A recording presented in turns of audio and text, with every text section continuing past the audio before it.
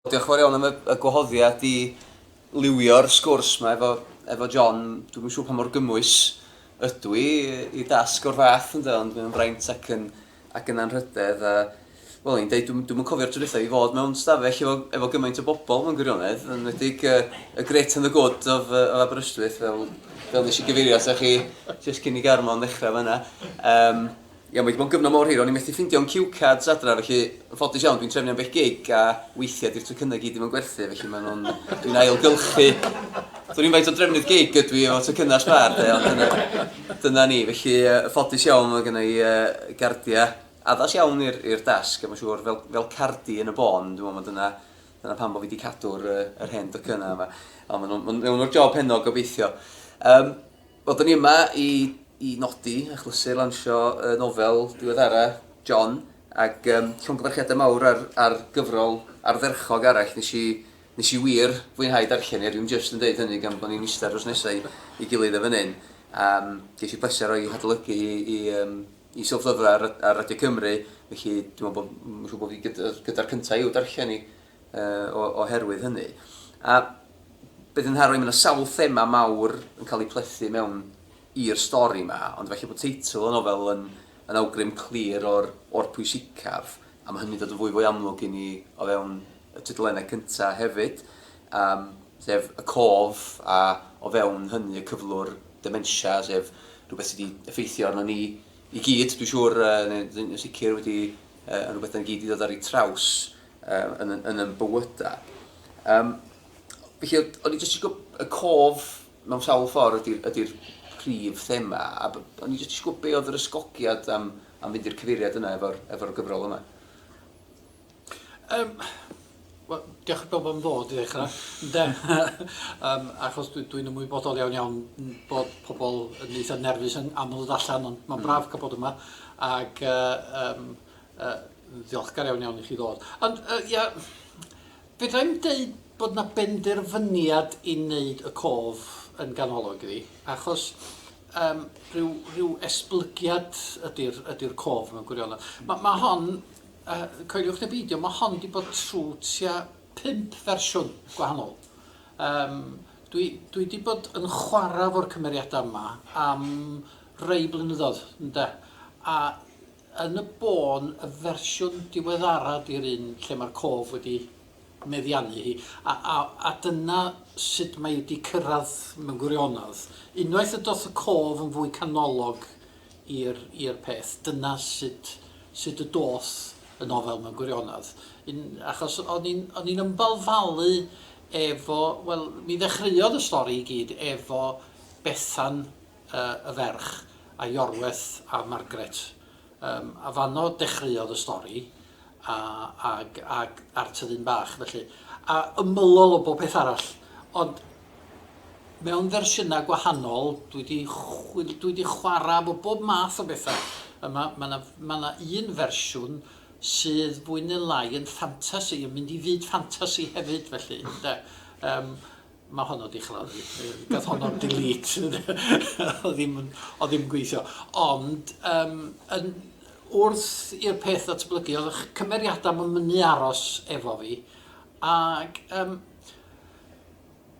rwsyd neu gilydd, oedd busnes colli cof, mae hynny'n benna falla oherwydd bod yn had wedi bod efo dementia am 7 mlynedd, ynde, a mam wedi gofalu amdano fo, ac o'n i'n gweld y cof yn dirywio amser hynny, a bod yn mynd yn bellach ac yn bellach o wrtho ni. Ac felly mae hwnna wedi effeithio yn sicr felly, ynde. Ond yr un pryd oedd yr hen emyn na'n troi'n ymhen i o hyd wedi madda ag anghofio beth o anwiredda'r boes i gyd neu rhywbeth felly. Sef, dwi'n meddwl y geiriau mwyaf di-ystyr fu erioed, achos ydych chi wedi dewis anghofio rhywbeth. Na ddo, fedrwch chi ddim, ynde? Nid gweithred yr wyllus, nid dewis anghofio, mae rhywun felly. Ynde? Ac felly, ar un llaw oedd colli cof, ond ar y llaw arall, oedd y cof yn mynd i glynu hefyd felly, ynde? Ac a'r berthynas yna, a mae hwnna'n ganolog i'r stori wedyn felly, a pan dwi'n sôn am yn fyw yn y cof, mae'r cof da ni methu anghofio yn ogystal â'r pethau da ni yn ei anghofio felly. Ie, difyr, felly mae'r teitl wedi dod ar ôl ar ddiwedd y broses mewn gwirionedd, yndi? Mae'r teitl wedi dod pan oedd y llyfr yn mynd i'r wasg. Mae'r hwyr o hynny yn ydy, iawn. Sa'n byd fel deadline yna, goes? Na, goes, ond... Wel, Sara ddudodd wrtho fi, bod rhaid fi newid y teitl.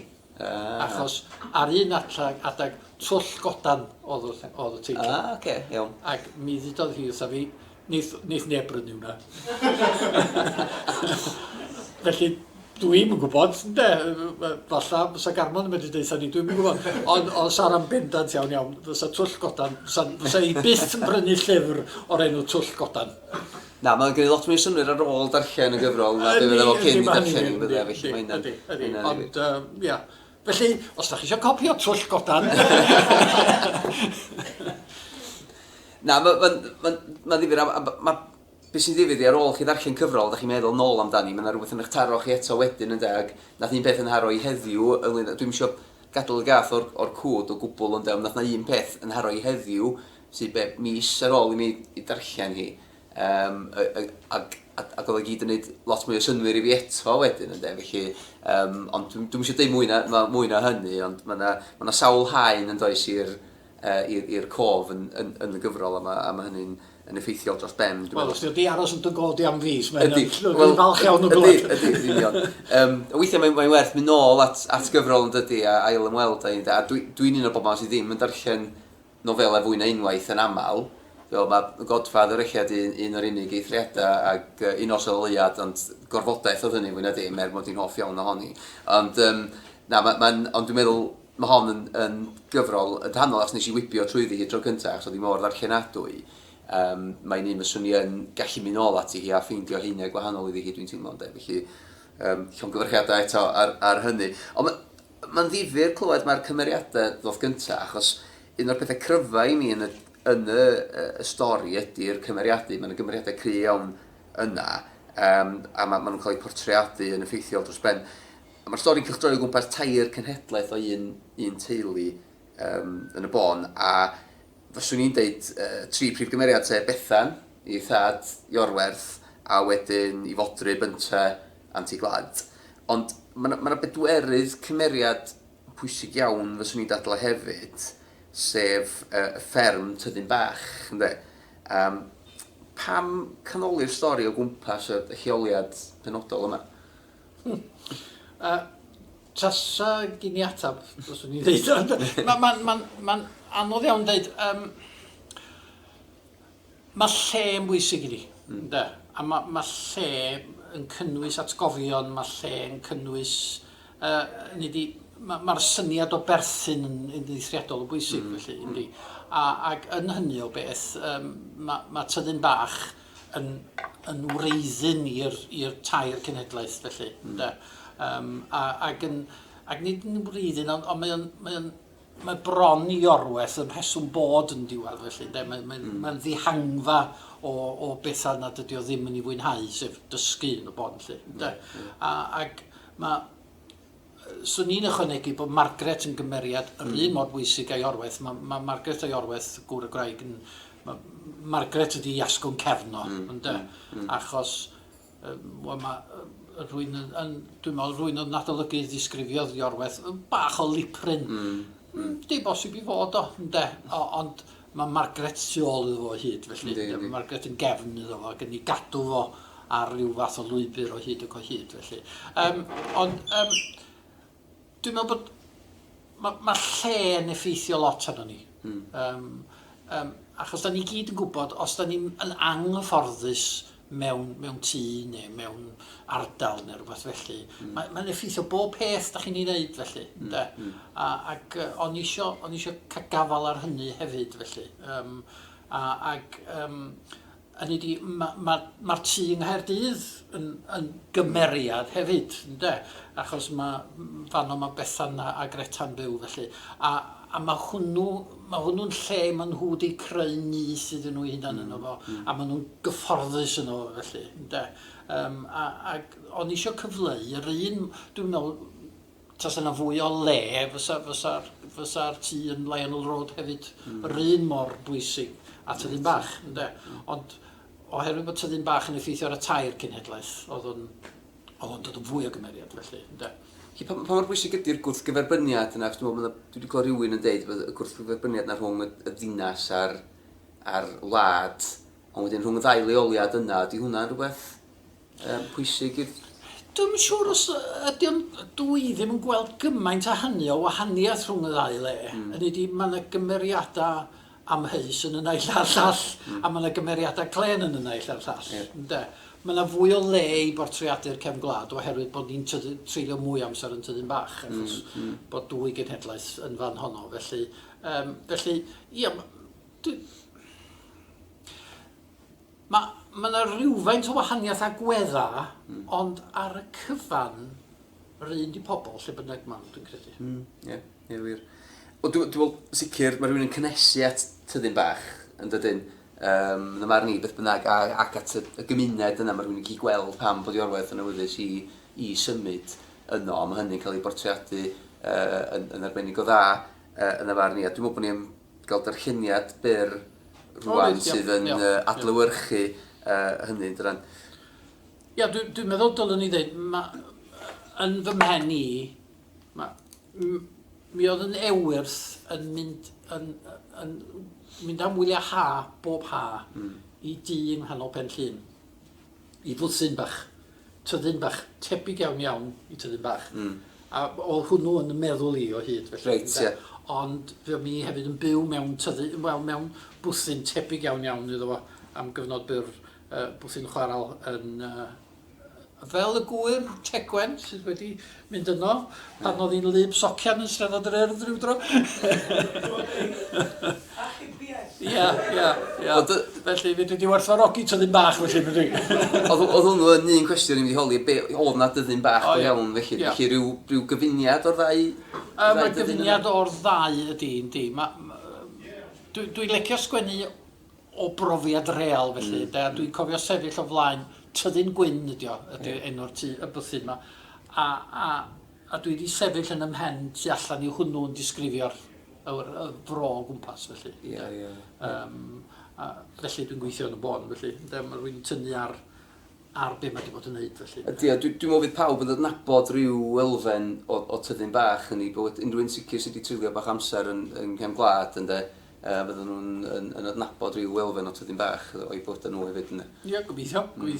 Wel, darn, dwi wedi dewis, jyst yw'r darn byr, os da chi'n mynd yn bord efo fod jyst gwyddwch. Be ydy, maen nhw wedi symud i Tyddyn Bach, sef Iorwerth a Margaret a Bethan, ac maen nhw yn dechrau ffarmio'r Tyddyn, wel, i'm ffarmio, maen nhw'n dechrau tyfu llysia, maen nhw wedi troi'r tir a tyfu llysia nhw. Achos bod nhw eisiau bod yn hunan gynhaliol yn y Bwthyn felly. A wedyn maen nhw newydd blannu y cae o flaen tŷ am y tro cyntaf. A wedyn bore Tranoeth. Pan dorodd y mawr, roedd sŵn y glaw fel bwledi ar y ffenestr a sŵn y gwynt yn hyrddion erbyn Tyddyn Bach. Gallai Iorwerth glywed gwaith coed y tŷ'n gryddfan mymryn a thiciada'r cloc yn y gegin yn meddiannu popman. Penderfynodd Margaret godi. Roedd hi am weld y cynnyrch cyntaf yn y cae. Camodd allan o'r gwely a theimlo bob un o'i chyhyran cwyno cyn iddi symud bys. Roedd planydd o'i wedi gadael i ôl ar ei chefn, ei sgwyddau, ei chliniau, ei ffengliniau, roedd bob man yn gryddfan. Estynodd ei chorff crwn. O leia roedd y cnyda yn y ddeiar, a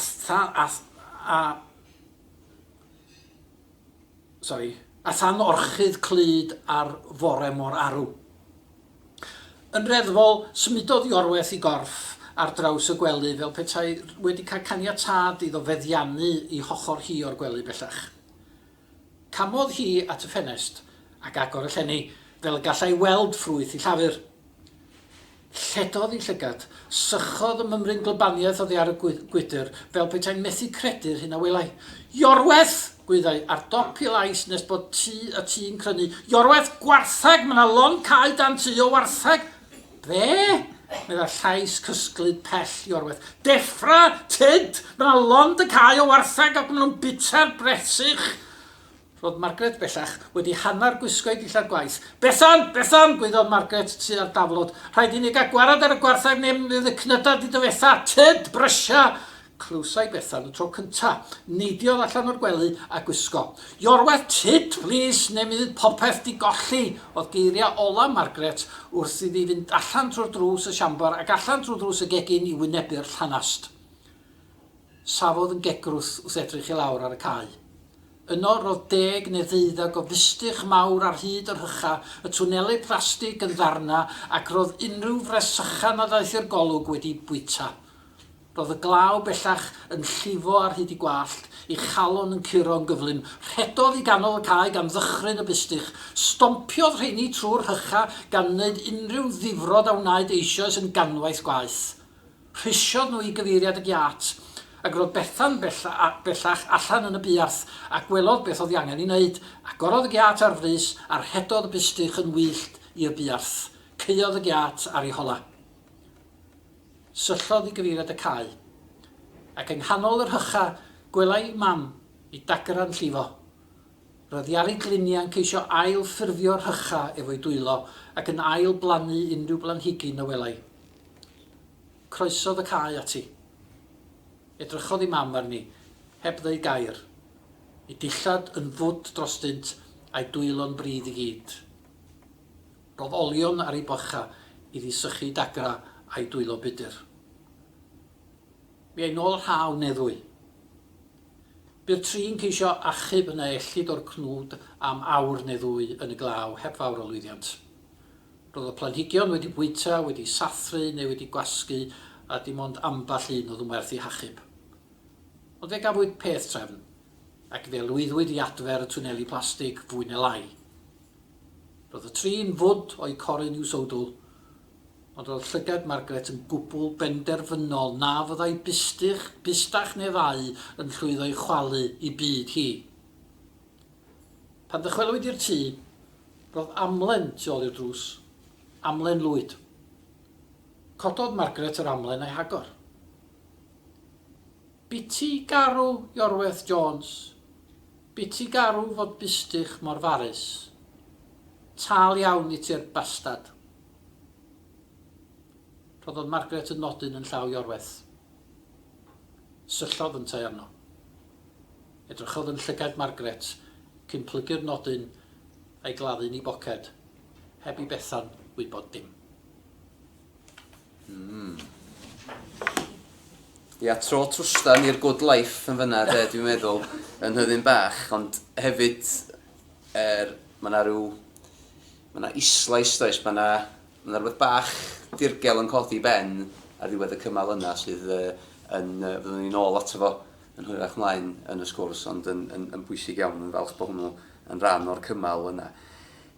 Un peth dwi'n hoff iawn honno fo ran arddull y gyfrol ydy arddull anarferol y penodau. Hynny ydy, nid penod 1, 2, 3 sydd yma, ond mae'r penodau'n cael ei ddisgrifio fel heddiw, ddoe ac echddoe, dydyn. Ac bod y stori'n cael ei adrodd dros 2 cenhedlaeth, oedd hwnna rhywbeth o dacteg bwriadol felly helpu'r darllenydd i gofio lle roedden nhw. Ia, mae'r teitla, y ddoe hechddoe a heddiw, mwyn helpu'r darllenydd, mae hwnna, a tric ydy hwnna. Do'n i ddim eisiau sgwennu'r stori'n gronolegol, ynde? Achos dyda ni'n yn cofio'n gronolegol. Hynny di, da ni'n cofio oherwydd bod yna rhywbeth yn deffro atgof, ynde? Ac felly, yn hytrach na dechrau fanna a gweithio'n ffordd i fancw, o'n i'n weld o fel rhyw batchwork mewn gwirionedd, lle mae hwn yn codi, mae llall yn codi, mae rhywbeth arall yn codi.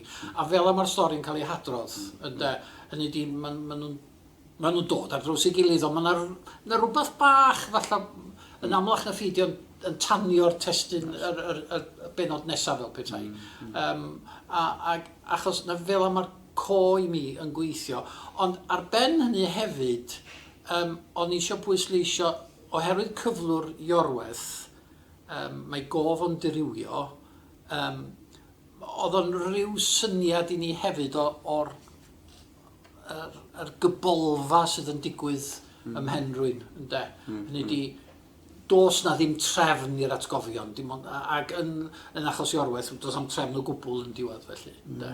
Ac oherwydd hynny, oedd defnyddio tracteg o ddim yn gronolegol, oedd yn mynd i heddiw echdoi, nôl i heddiw, nôl i ddoe, bod o'n yn fwy effeithiol mewn gwirionadd i gyfleu beth i'r cof mewn gwirionadd.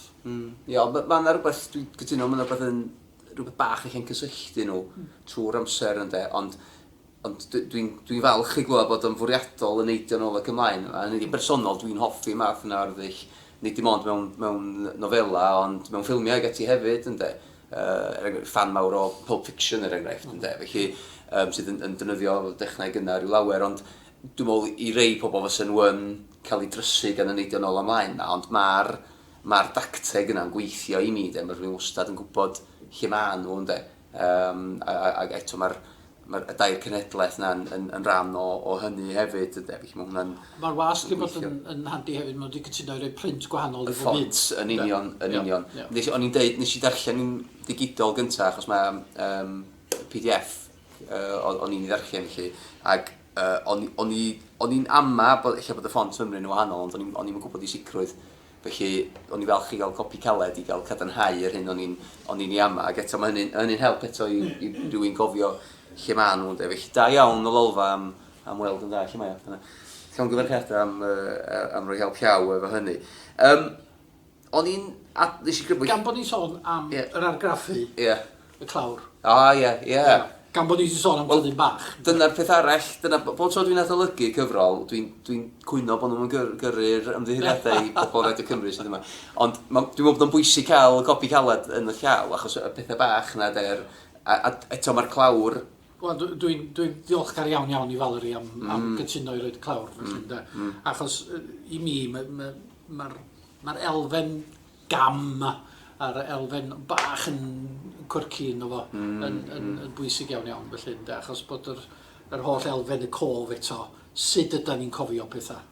Ie, ond eto dwi'n meddwl bod yw'n glawr cynnes hefyd, a mae'n adlewyrchu'r cynestrwydd mae rhywun yn teimlo teg at y cymeriad, y lleoliad yma hefyd, felly mae hynny'n bwysig. Felly, fel ni'n dweud, o'n i'n adolygu hon, yn ddiweddar, ac nath un o'r adlygwyr eraill, dwi'n meddwl mae Cynan Llwyd, un o feibion Aberystwyth, unwaith eto ddudodd gymaint o ddeialog oedd yn y nofel. Pa mor bwysig ydy deialog i stori fel hon yn dyfar diag, os ti'n ymwybodol bod yna lot o ddeialog ynddi hi? Fydda'n dweud bod fi'n ymwybodol, achos fel dwi'n licio sgwennu. Falla bod oherwydd sgwennu dramau dwi wedi arfer, dyna di'r be oedd yn naturiol mi ar un ystyr, felly. A fi o fi sgwennu dramau i Radio Cymru ar un adeg, ond pan eisiau swydd uwch yna oedd yn amhosib, felly oedd ni'n siŵr iawn, wel, be dwi'n mynd i wneud wwan.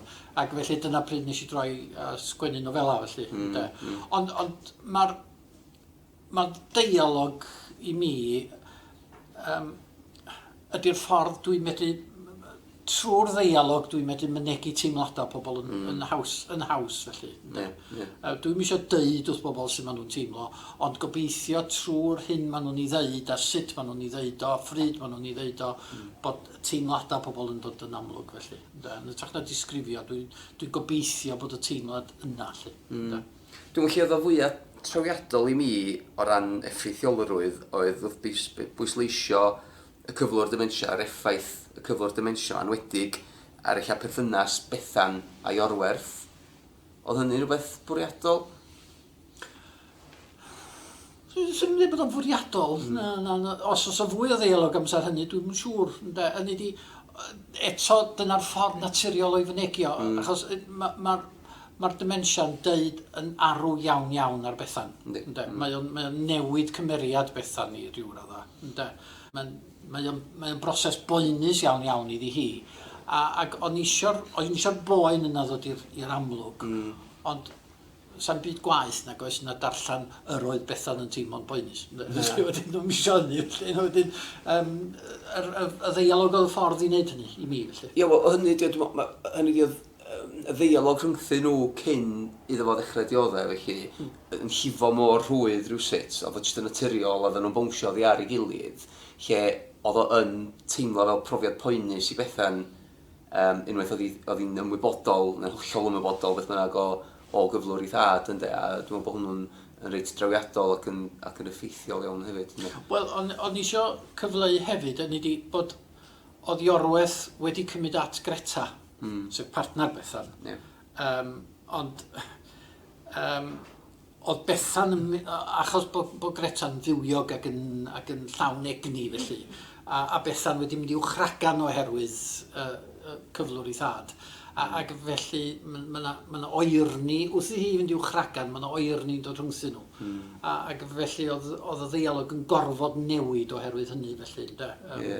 Ac yn sydyn, oedd y cnesrwydd wedi mynd yn y sgwrs rhwng Greta a Iorwerth yn hytrach na rhwng Bethan a Iorwerth. Am o'n i, mae o eto yn ôl i'r cof yn dweud, mae gen Bethan y cof yma sut oedd i thad, felly, lle bod Greta ddim efo'r berthynas yna yn flaenorol, a bod Bethan yn methu gollwng gafel ar yr atgofion yna gynnu ei thad fel oedd o a addasu i'w gyflwr presennol o felly. Wel, mae methu anghofio di'r broblem yn amlach yn ffeidio.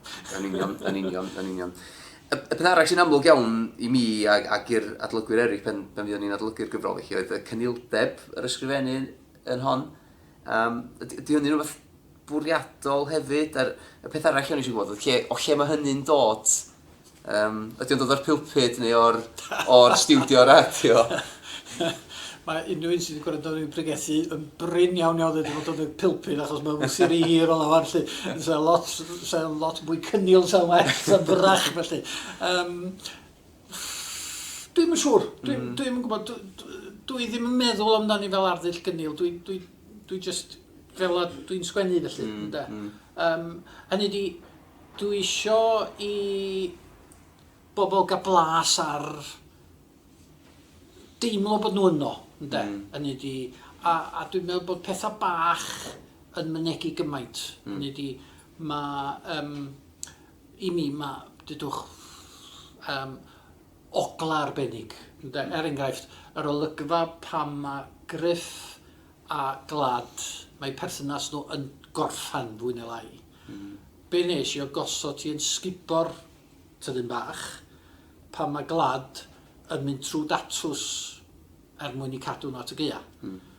A yr hyn sydd, y disgrifiad os dwi'n gofyn iawn, ydy bod ogla sy'r tatws di pydru trwy'r lle.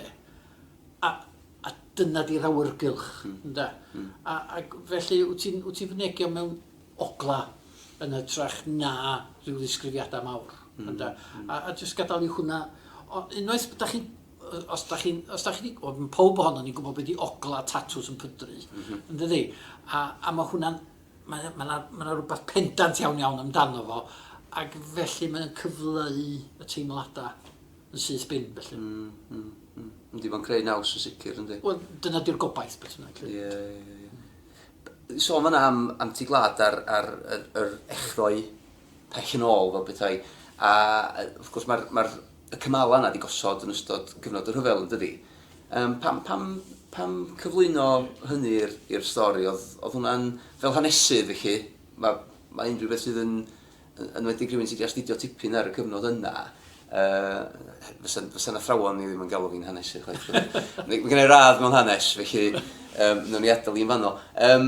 Nes i wir fwynhau y cymala yna, de'r penodau yna, achos o'n i'n gweld darlun eitha clir o'r cyfnod. Ydy hwnna'n gyfnod, os gen ti ddiddordeb mawr yn efo, felly ni jyst bod yn gweithio o ran yr amserlen? Gweithio o ran yr amserlen, hynny di gweithio oedran pawb oedd o. A nath o'n haro fi sydyn, fysa Glad felly yn caru yn ystod cyfnod rhyfel. A nath o just feddwl, nath i feddwl wrtho fi, mae'r cefndir yna yn gefndir defnyddiol mewn gwirionedd. Achos wyt ti'n gosod rhywun mewn tensiwn.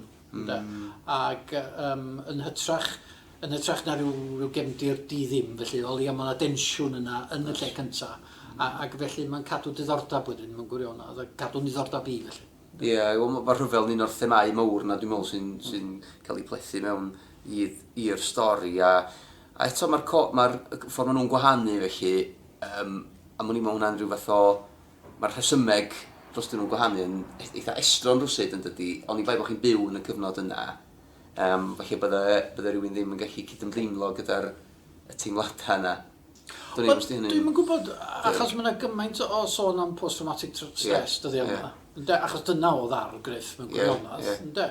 Ac oedd o methu delio fo'r peth ac oedd o mewn gwirionedd wedi nabod rhywbeth yn ddyfo ei hun, nad oedd o ddim eisiau neb arall orfod byw efo. A dwi'n meddwl bod hwnna yn rhywbeth yr un mor gyfoes heddiw. Achos da ni yn sôn am gyflwr meddwl pobl a sut mae pobl yn meddwl ac yn y blaen. Mae'n esiampl arall o fethu gollwng ratgofio mewn ffordd yn dydy, achos da ni yn cyfarfod Griff yn y dyfodol neu'n y presennol, eich di'r disgrifiad mwy cywir, a diolch yn haro i fel boi drwg o gwbl yn de. Felly, mewn ffordd, y methu anghofio ydy y gofid mawr iddo fo, ac yn anffodus mae hynny'n effeithio yn tymor hir ar i berthynas efo anti-glad yn dydy. Felly, mae hynny'n un o'r pethau mwy o trist, dwi'n meddwl, da ni'n dod ar ei traws yn y stori. Ydy, ond mae'n thema sy'n codi'n gyson, achos pan mae Iorwerth yn fach yn aros efo glad, mae o'n gofyn cwestiynau anifir iawn. Fatha, lle mae dad. Ac dwi'n meddwl bod mae'r ffaith bod plentyn yn medru deffro cof hefyd yn ddiddorol yn hynny beth. Ie, difyr. Dwi wedi hanner o grymu bod i'n mynd i'r cyfeiriad yma, ond dwi wedi sôn dim am nofel gyntaf eto, Gabriela, am hynny fwriadol ac da ni yma i ddathlu y gyfrol newydd heno a fyw yn y cof sydd yn bwysig, ond oedd hwnna'n gyfrol wych hefyd yn y mar ni, a dwi am gyfeirio ati hi rwan. Mae'r ddwy'n wahanol iawn, fyswn i'n dweud.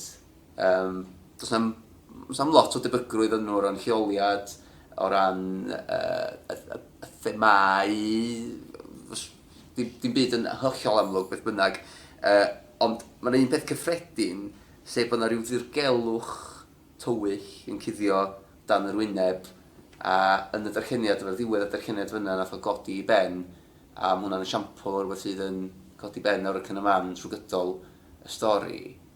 Heb ddatgelu gormod, wrth gwrs, achos mae o'n bwysig iawn i'r plots. Ond be sy'n dydynnu ti at yr awydd yma i roi rhyw dro bach sinister yn y gymffon yn y cyfrola yma? Dwi'n siŵr. Mae o dod yn batrwm rhan, ydy? Mae'n y ddwy, de. Ydy. Dwi'n meddwl oherwydd...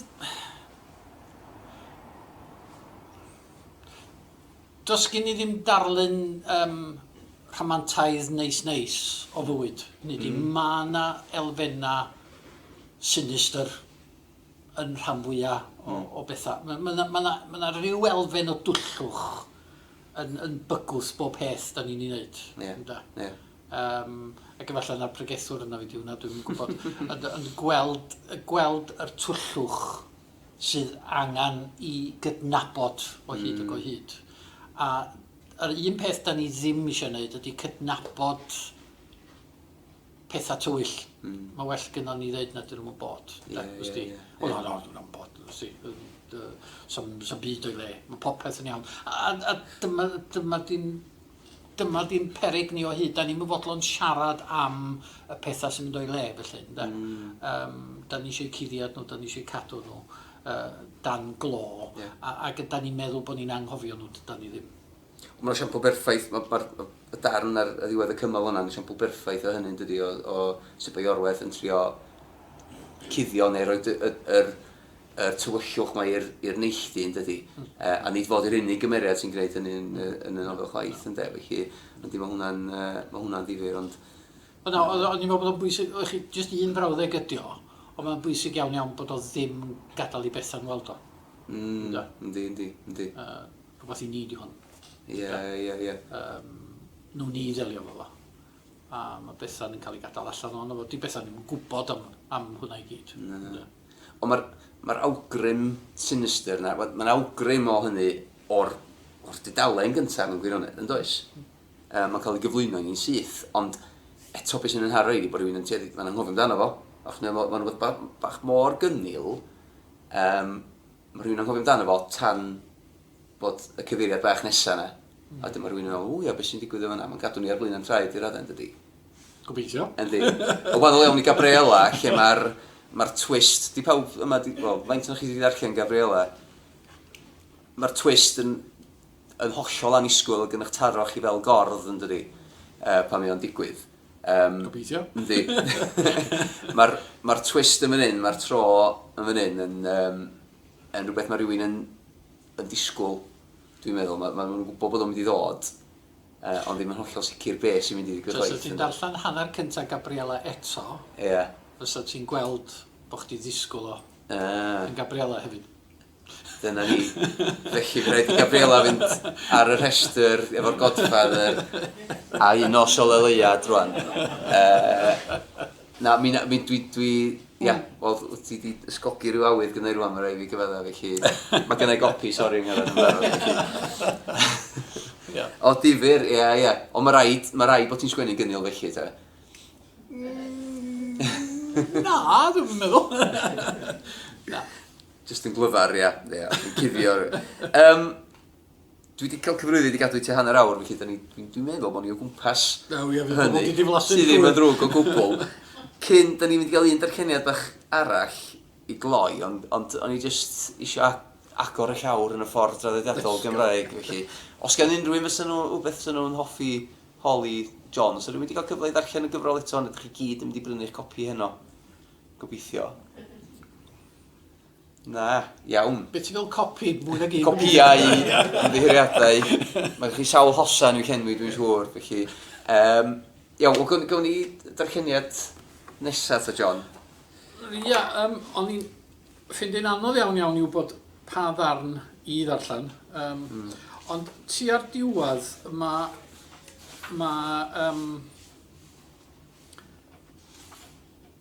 chi'n mi ffeindio fo.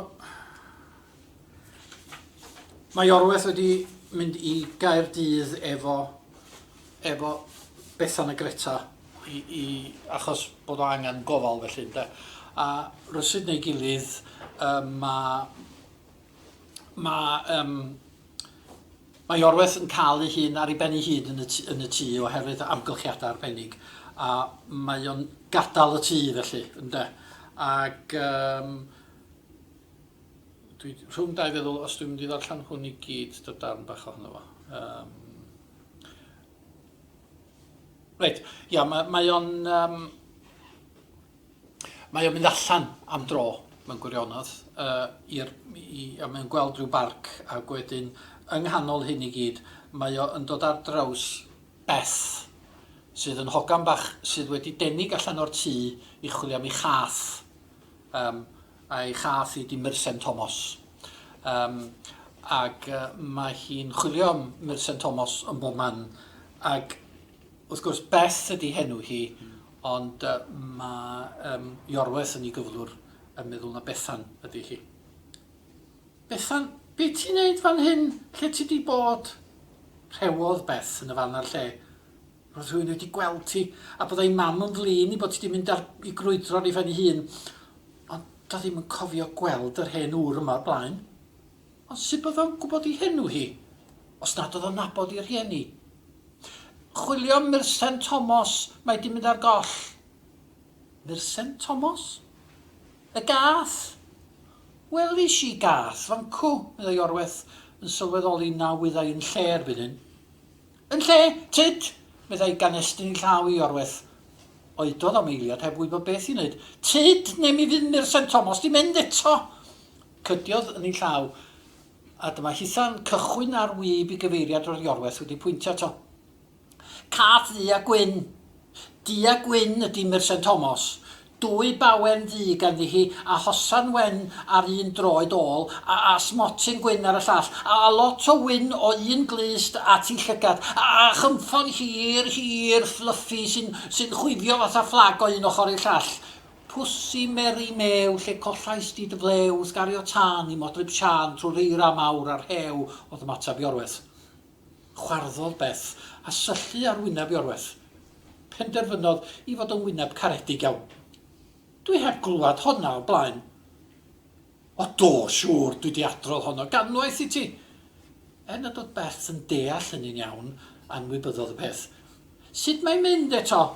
Pwsi meri mew lle gollais di dy flew, wrth gario tân i modryb sian trwy'r eira mawr ar hew. Ac i ffwrdd ar ddau law yn llaw yn chwilio Myrsen Thomas yn lled ganu Pwsi meri mew. Hyfryd. Diniweidrwydd hyfryd ein yn o fyna. Mae hwnna'n gymal nes i fwynhau fawr o fi'n ofni'r gweitha hefyd erbyn y diwedd, ond na, mae hynny'n eto'n... Ia, nes i fwynhau sgwennu hwnna, dweud y gwir, achos beth sy'n digwydd wrth gwrs ydy bod pobl yn meddwl bod Iorwerth di cipio Beth, felly. Ac yn enwedig i thati, a mae hwnnw'n mynd yn wyll gandryll. A beth sydd gynnwch chi ydy neidio un olygfa i'r llall. Mae Bethan yn chwilio am Iorwerth, mae Beth yn arwain Iorwerth ar gyfeiliorn, a mae tad Beth yn chwilio am Beth, felly. A wedyn, ydych chi'n neidio un peth i'r llall trwy'r amser wrth i'r holl ddigwydd yna. A mae o'n dod i fan go chwysig. Ydy. Dio ddim mor gymlaeth am swnio. Di? Ond mae o'n dramatig iawn, dwi'n meddwl bod hynny'n deg. Mae'r 3 digwyddiad yn cyd-redeg. Oes yn union. Wel, John, diolch yn fawr iawn am y sgwrs a llongyfarchiadau mawr ar nofel wych arall. Dwi'n wir yn gallu i hargymell chi, a dwi'n siŵr bod dim angen i fi eich perswadio chi o'i safon hi. Do'n i prin yn gallu rhoi di lawr a dwi'n deud yn gwbl onest. Mae siop Inc yma gyda copia i'w prynu, felly peidiwch oedi, a dwi'n siŵr bod y John yn barod iawn i lofnodi am beth gopi. Ac, ie, anreg Nadolig perffaith, fyswn i'n dychmygu.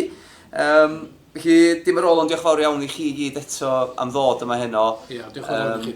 Mae'n amser rhyfedd yn dal i fod yn dydy, ond dwi'n meddwl bod ni'n gwerthfawrogi'n fawr bod chi wedi dod i gefnogi. Ac, ie, mwynhewch y cymdeithasu, ond ddim yr hi agos.